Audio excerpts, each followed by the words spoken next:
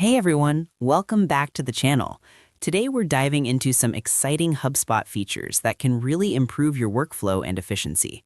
Whether you're managing tasks, staying organized, or just exploring new tips, this video will give you a better understanding of how small changes can make a big difference.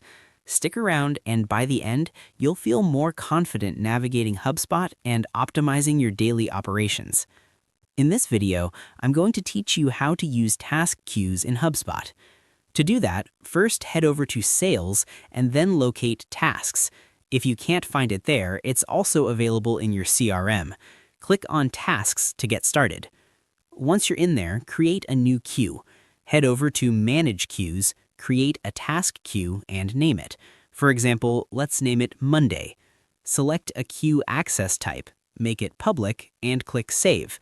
Once it's added, you can add tasks to the queue manually or via filters. Click Edit on a task, set the due date, and enable filters to automatically add tasks if needed. And that's it for today. I hope this video helped you see how task queues can simplify your workflow in HubSpot. Remember, staying organized and using tools like these can save time, reduce mistakes, and make your team more productive.